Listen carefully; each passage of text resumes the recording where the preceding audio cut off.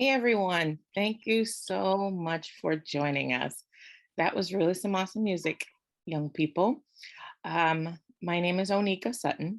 I am the board director of this illustrious Keys to Success board from an even more illustrious organization. I want to welcome you to our 2021 retrospective.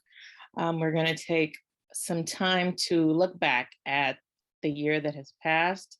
Um, all things considering, we've gone through COVID, folks. We've gone through social justice fights for the last few years. We've got a new president. We've got a lot going on, and I just want to invite you in to see all the wonderful things that we have done this past year. Just a few housekeeping rules.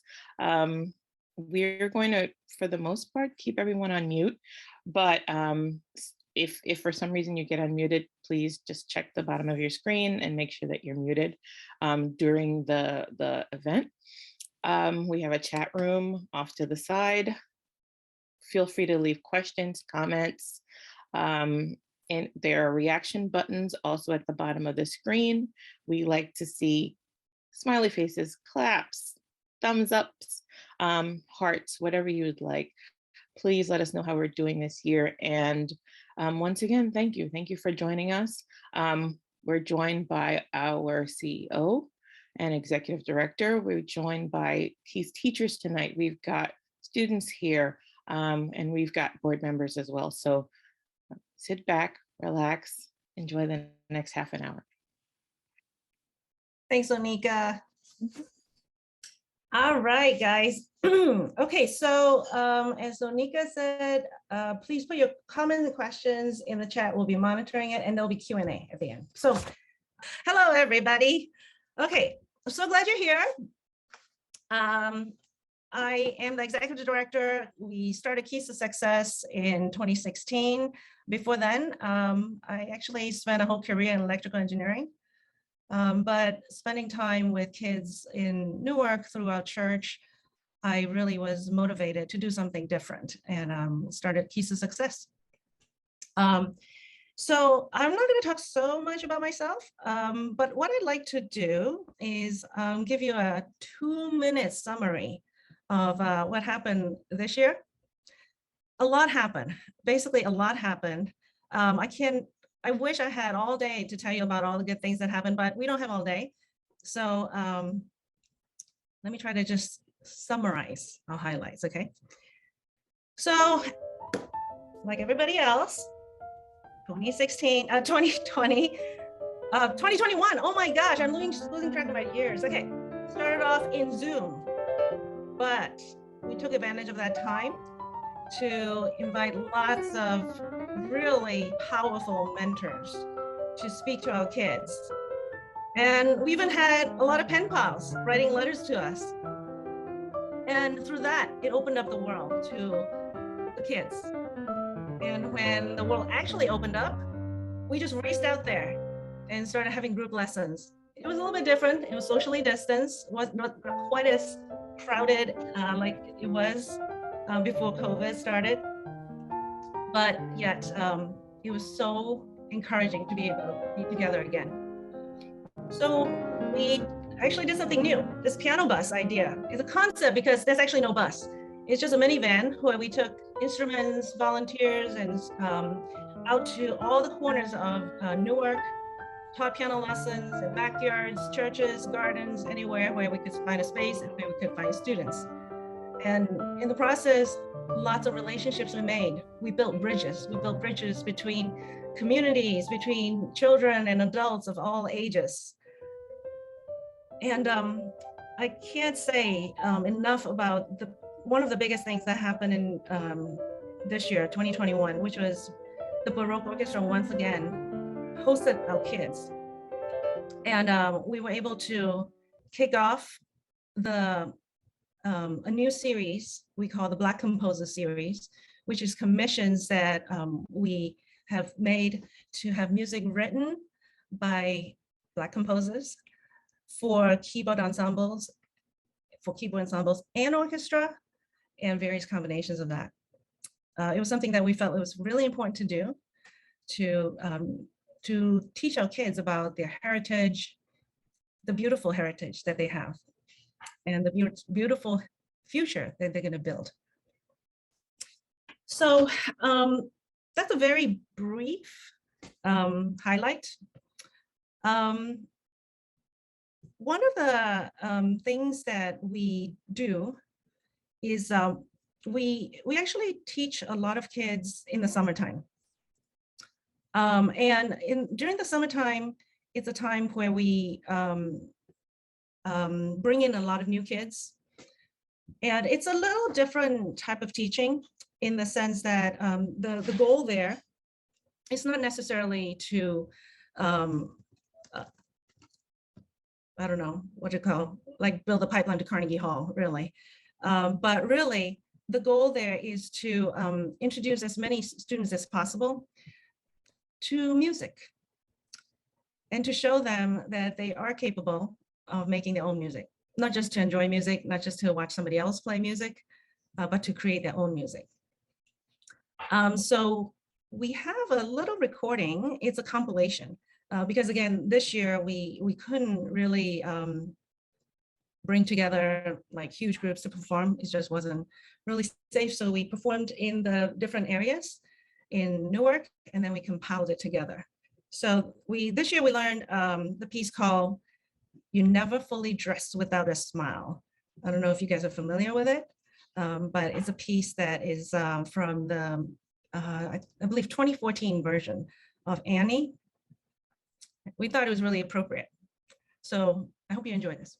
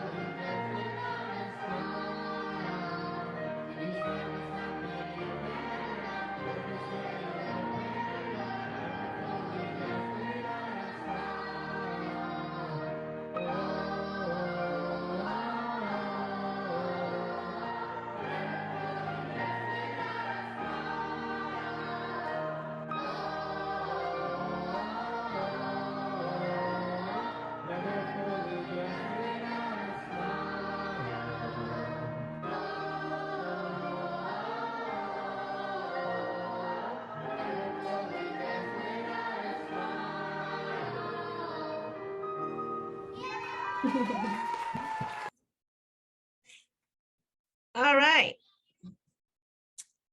I love watching our kids sing and play. So anyway, that was the outcome of our month-long summer camp in July.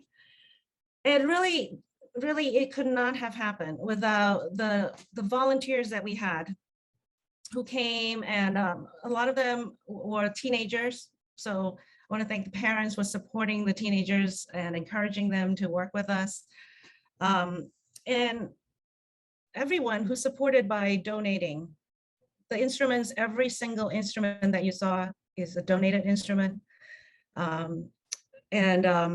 classroom supplies, all donated, cleaning, lots of hand sanitizers. And I want to thank everybody who helped us spread the word. One of the things that I'm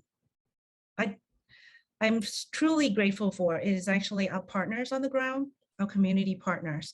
I've talked about this a little bit in some of the newsletters, but these are people like Marcia Hurd, and I believe she's here today, who lives on the west side, has lived there all her life, west side of Newark, and pounded the pavement, went to door, knocking on doors, telling parents about our program and getting kids signed up.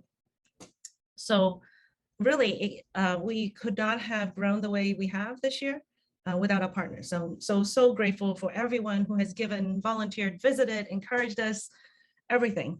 You're part of the community that has sustained us, especially through these days, and helped us show our colors, who we are.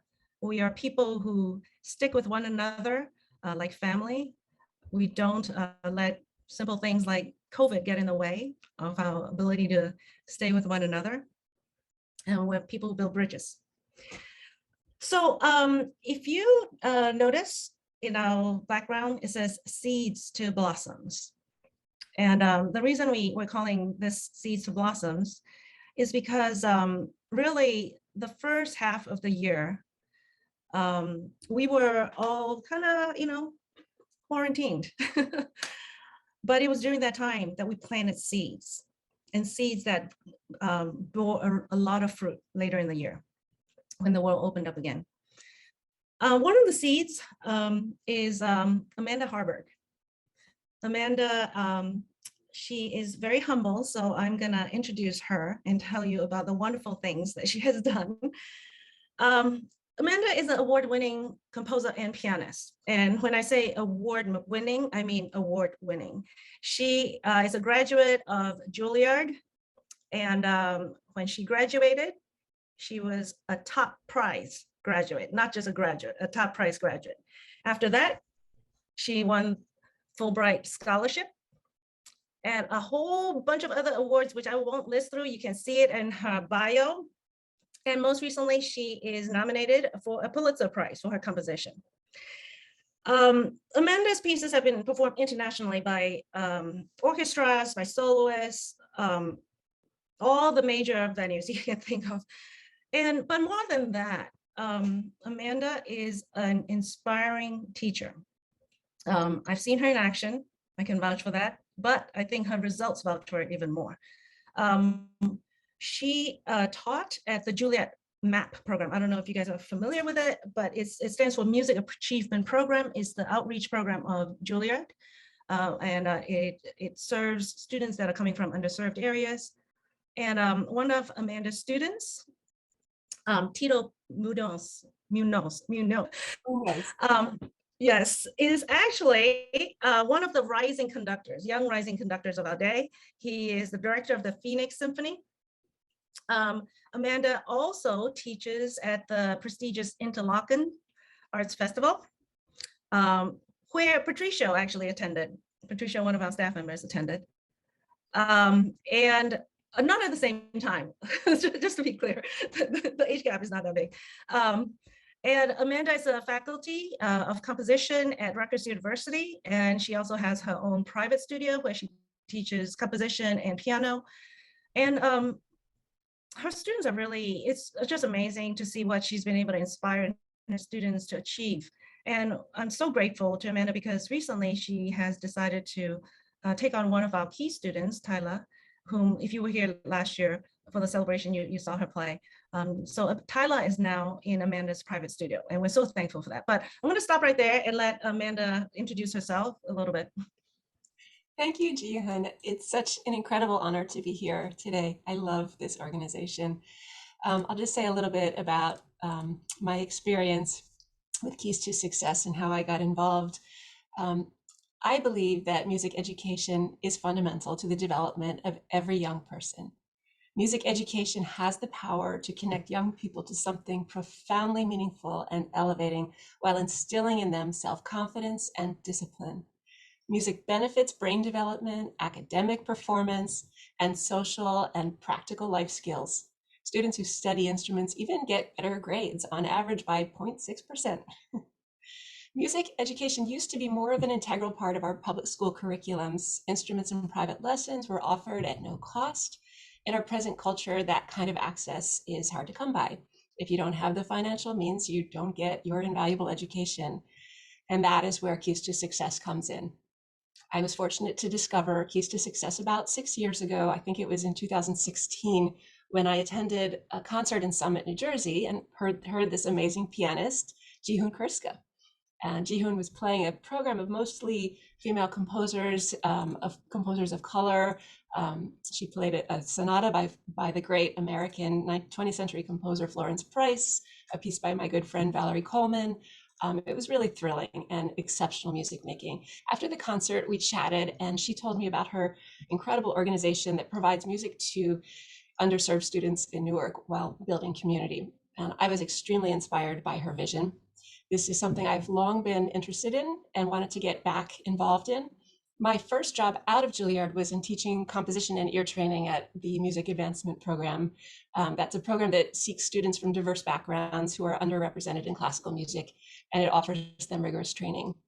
I also taught at Juilliard's Morse Fellowship program that sends students into public schools to offer music education. I was even fortunate to study at Juilliard with the visionary arts and education leader, Eric Booth, who is here today. Hi, Eric. Such a wonderful surprise and pleasure to see you. I am someone who has a very hard time doing anything that I don't feel deeply passionate about. Music has been my passion since before I could read or write. I heard music in my head when I was a very little girl, and I knew I wanted to be a composer before I even knew what it was called. One of the best days in my life was the day my grandmother gave us her old upright piano. No matter how hard things were, having music in my life always kept me grounded and gave me meaning. I can't imagine what would have happened had I not had this access. I love that Keys to Success is doing its part in bringing pianos and giving music training to students who would not otherwise have access.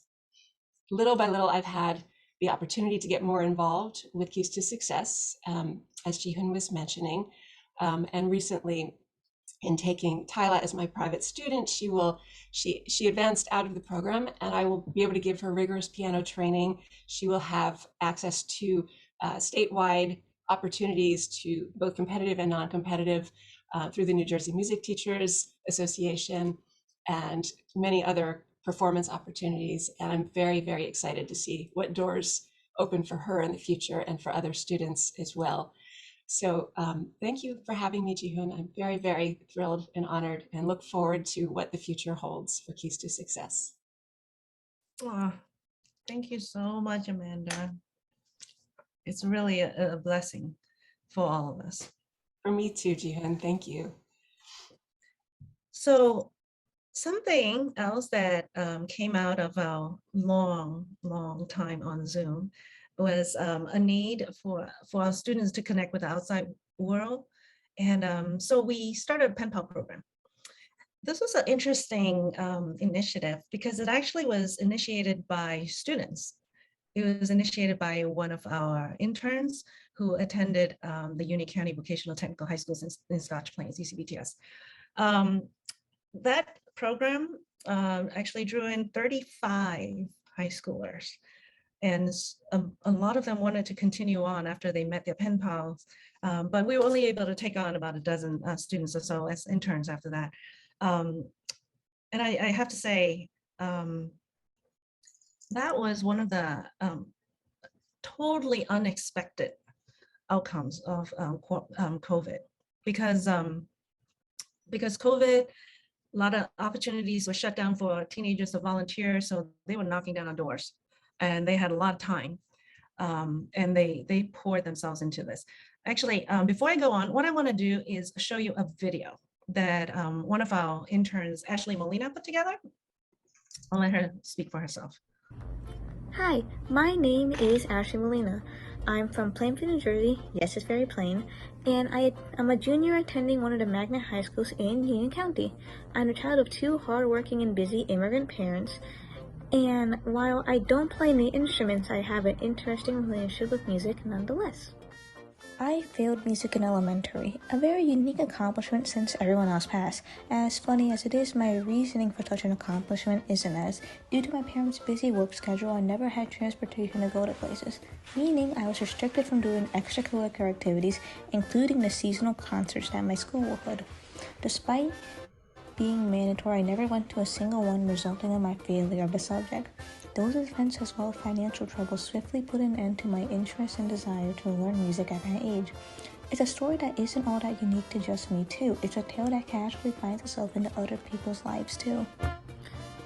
However, my relationship with school isn't all that bad. In the 5th grade, I had a teacher named Miss Daniels. Like a fairy godmother, she'd buy me food, compliment my writing, and went out of her way to tell me just how much potential I had.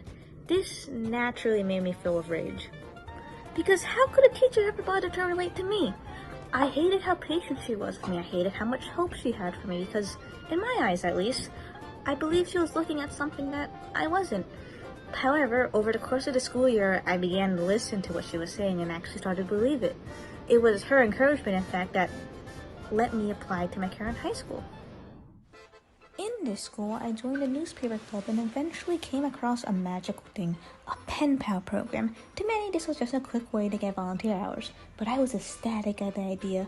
I had my own pen pal program that I participated in when I was younger. This was my own way of giving back to the concept. Fueled by memories, I applied and excitedly wrote a letter to my pen pal. I excitedly took the chance to involve myself with the additional game day event, and then, when there was an opportunity to volunteer, swept away by my original enthusiasm, I applied to that as well. And after a few months of online teaching, came the fateful day. I was asked the question, would you like to work here? Working at Keys of Success has been a very eye-opening experience.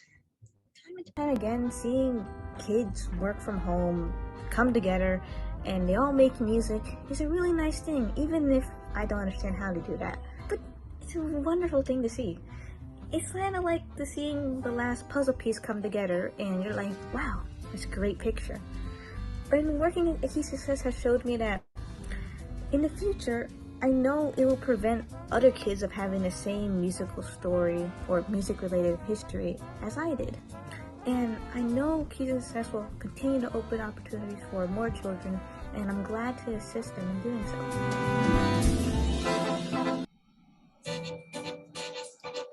All right. So Ashley's here. Hi. So Ashley, as you can see from the presentation, she actually doesn't have a music background. But because of her background, because of all the reasons of why she doesn't have a music background, she's actually the perfect mentor for our kids. Ashley understands our kids, she connects well with them, she helps them feel comfortable. And she actually comes on Zoom to help our kids with literacy, which is something they love when they want to get out of practicing piano. We send them over to Ashley to write short stories and write letters. So one other thing which came out of this, the flood of teenagers coming into the program to help, was we realized that this was actually a perfect opportunity to not just serve the children that we teach, of course, but also make sure that we are bringing lessons of equity and justice to our staff, to our volunteers. So we started a new initiative. Actually, we is a very broad term. Charlene Burgess on our staff, she developed a 13-week training program and rolled it out, and worked with our staff and volunteers, and the results were undeniable. We saw that for the first time when the teenagers came to volunteer in Newark, they were ready. they were ready to connect, they were ready to learn from the students as well as the community where they had gone into quote unquote serve. So through the training, we were able to really get everybody on the same page that we're not here to give one way, but to learn and to give at the same time so that it's a mutual and a respectful environment. So I'll stop right there. I'll have Charlene introduce herself and tell us a little bit about her journey. Hi, everyone. It's good to see everyone here. Everybody's in the house today. I like to see it. So I'm the director of curriculum programs here at Keys to Success. Been working here since about 2019. So a little bit about me is I'm a native New Yorker, no shade to Jersey, even though I do live in Jersey. Born in Brooklyn, raised in Buffalo, from a middle-class immigrant and American family of music lovers, musicians, and people of service. And although I grew up singing, playing the piano, violin, and the bass guitar, I ended up attending a technical high school and earned my bachelor's in financial services. The goal was really to help underserved families with their finances. And throughout my unconventional career path, I ended up working with the American University of Antigua as a financial counselor and the manager of financial services later on for about 8 years. And my main job there was really to help medical students achieve their financial goals and their dream to become a doctor. And I also earned a reputation for giving solicited and unsolicited advice. And that work was fulfilling. It was fulfilling. However, I felt like I needed to do more. So after some soul searching, I realized my true passions were music and helping people. And then after some research, I realized that social work seemed to be the career path to follow. So I quit my job. I decided to pursue a master's in social work. I served a year with AmeriCorps in Jersey City. Let's see, what else did I do? And then after that, I had to find part-time work. And while looking for part-time work, I still felt like something was missing. Even though I definitely did not regret leaving my job. Oh my goodness, did not regret that. But I still was missing something. So I realized that what was missing was music and kind of like just being in that creative world of musicians. And so while I was looking for work, I made sure to look for things that had to do with music and found the app for Keys to Success. Here I am, long story short. And so with that, working here has allowed me to fuse both passions together, my passion for helping people and my passion for music. And it's really just given me a blank slate to create so many different things. And a perfect example of the work I do is one of our students, Layla, who was unable to participate in our how we moved forward with online virtual sessions during COVID. But when we started to go back in person, she had asked if she could come back. So she participated in our limited private lesson sessions, and I was her teacher. And Layla is really spunky. She's really like outgoing. And so she's confident, but then at the same time, she's not confident. So every time she tried to learn a part of the piece, her regular go-to is "I can't." And so every time she said "I can," I said "You can." And I just waited patiently, motivated her, and allowed her to, learn in her space. And every time she tried and got it, it was a time that she proved to herself that she actually could. And then by the end of the time, she learned the whole piece, and I saw how proud she was of herself, and I was very proud of her. And it's just an example of, with time and patience in the right environment, how children can thrive. And so my main driver is like the core belief that everyone needs to be seen, heard, understood, and validated. And that's really like what I do. I really don't have a method to the madness. It's like everything I do is with this mantra of how do we make sure to create this space where everybody can be comfortable with who they are, which will allow them to thrive in whatever they do. And that's not relegated. I don't relegate that to our students. I believe that we want to create this environment for everyone, our volunteers, our interns, our staff, and so on. And so really the main goal is to make them feel comfortable, once again, to feel be their authentic self, and create the environment where they feel safe to try, fail, and succeed without the fear of judgment and criticism. And most importantly, after that, it's for not only our students but our interns too, because they're kids as well, but they're really good, they're awesome, honestly. So they don't really need to learn this, but it's to learn to respect themselves and others, and then ultimately what I feel that does is it builds resilience and allows them to thrive in whatever they do. So that's it. That's me. That's awesome, Charlene. Thanks. You're a gift. And I think everybody else is agreeing with me in the chat.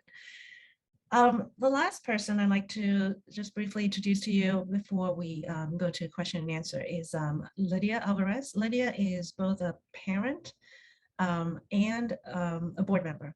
She started off as a parent of one of our students.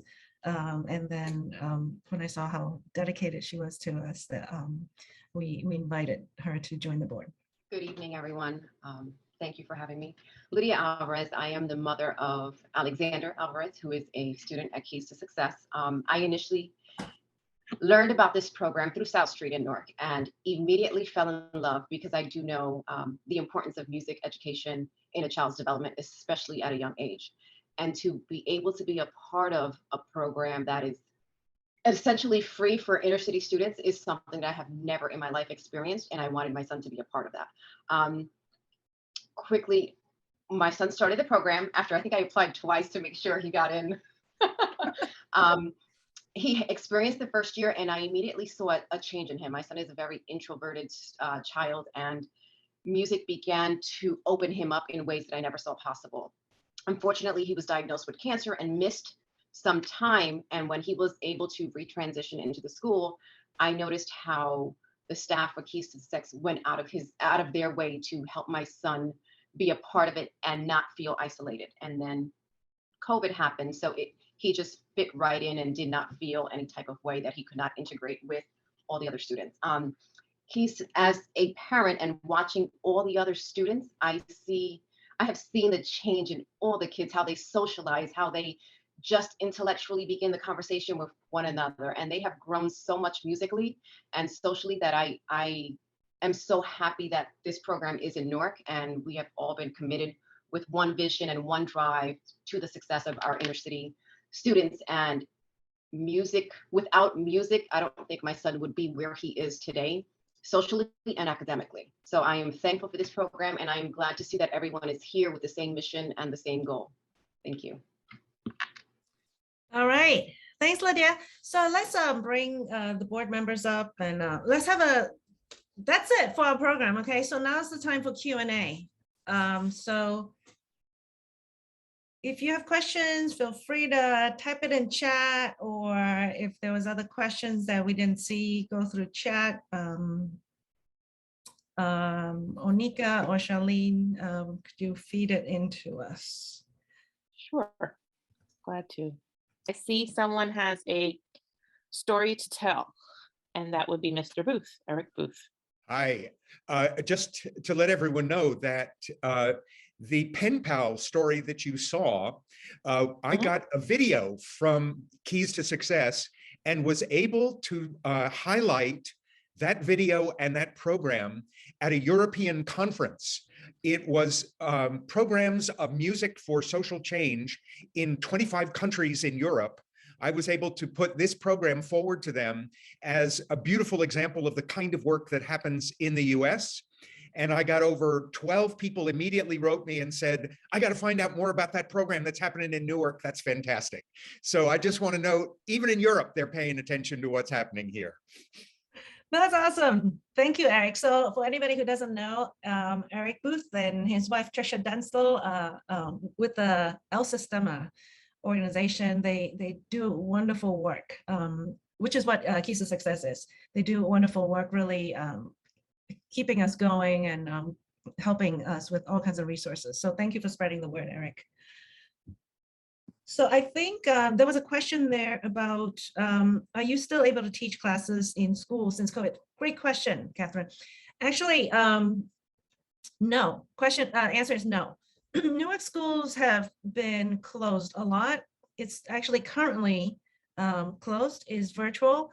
And even when it was open, it was not open to outside organizations. And clearly that makes sense. It's for safety reasons in terms of the health of instructors. And so that's why we had to change our approach from being school-based to be community partner-based. So we are teaching in 2 churches, a gym, 2 Centers of Hope, which is like a community center in Newark. We have taught in backyards and gardens before, like I mentioned, but this is it's going to be a slow journey before we can get back to the model we had before, but we're not letting that stop us from being with our children. I have a question. I see Catherine has asked, were you able to retain a lot of students, of the same students? Yeah, we actually did really unusually well, in the sense that what we did when COVID started in 2020, I'm truly losing track of years. Wow, 2020. Well, we actually took advantage of the fact that we're online to reconnect with students we had lost because of school policy changes that had driven them to other schools. So we reconnected with the students we had lost. We used online to just, keep them engaged. And then we took advantage of the good weather starting in May to go out to their neighborhoods. So even the students who had moved away, but still attend the same school, or moved to a different school and moved away around Newark, the local centers were the key. The local centers were the key to be able to retain the students. So numbers wise, we went from 100 kids in 2019 to about 70 kids the following year. And then when summertime came around, we actually, in total, if you count the summer kids and the kids that continued on in the fall, is almost 150 kids. And right now 105 are continuing on with the fall lessons. So the retention has been incredible. And that's really thanks to the community partners and thanks to our staff. Like Patricio is constantly on that text messaging with going back and forth with the parents, right? And Patricio is bilingual, speaks both Spanish and English, and that's been a godsend to be able to communicate with the parents. And because with everything else, the parents and families from the lowest socioeconomic ranks really have suffered the most in terms of the turmoil and the changes that is happening day to day in their lives. And it's been really, really encouraging how the parents have opened up to us to tell us what was going on. And we have been able to respond and adjust our programs in order to serve the kids. We do things like, just changing times that we meet. We do tech support. We visit them in their homes to deliver things that they need, instruments or music or metronomes sometimes. We have a question. I think it was Marcia that had her hand raised. So let me see if I can unmute her. Thank you. I don't have a question. Oh, I have a statement. okay. Jee-Hoon and I are partners, collaborators, both our organizations. And I just want to say that this year, Onieka Creates probably wouldn't have the name Onieka Creates even had it not been for Jee-Hoon opening up her organization to our organization and helping us to grow in many ways, including developing a name change, working better online, re-establishing our platforms, in terms of a website and Facebook and Instagram and LinkedIn. I'm so drowning in LinkedIn responses. I don't know what to do with myself. And she's constantly looking for ways and looking for opportunities to help children and help that are in the program and the parents who are in the program in any way that she can. She is giving, she is kind, she is loving, and she is, I'm just going to reiterate giving, because when you have a nonprofit, or when you have an organization that you're striving to get off the ground, oftentimes people see one another as competition, and they can't see their way clear to figure out how we could possibly work together and it would be a benefit to both organizations. And in that regard, Jee-Hoon is fearless. I am so proud and happy to have met Jee-Hoon and for us to have developed a relationship, professional relationship, and more importantly, a friendship. Thank you, Jee-Hoon. Thank you, Marcia. Respect goes both ways, really does. I don't know if you guys noticed, but we did drop the our brochure in there. I didn't go into like numbers and things like that, but feel free to download the brochure and look it over. If you have any questions, feel free to contact us about it. The board has been actually meeting. It was bi-weekly meeting. It was a lot, but we're working on our strategic plan for the next 3 to 5 years. Happy to share more, but the basic idea is that we will continue to grow in terms of number of kids, but also going to different neighborhoods, more neighborhoods in Newark, doubling by year 5, and also to increase our fundraising so that we can go from 55% funded, which is what we are right now, to 100% funded in 5 years. So super excited about all of that. All right, so we are actually slightly over our time. I want to thank all of you guys for coming. Really, it's really thrilling for me to see all of you guys here. I've communicated with so many of you, throughout the year, and your support is our key to success. I keep saying that, but I really mean it from the bottom of my heart. It's the ways all of you, you don't just jump in and out to support us. You think of new ways to support us, and you spread the word, and you check up on me, and I really appreciate it. I really you are our crew. We're in this together. So thank you for coming, and have a wonderful year.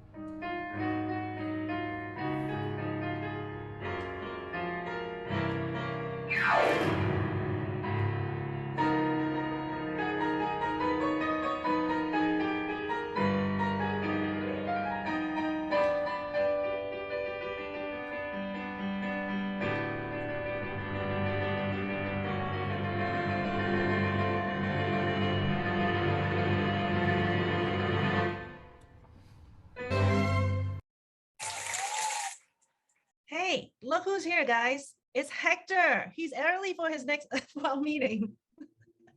So guys, Héctor is still continuing on with us. I know, see extras when you hang on to the last minute, right?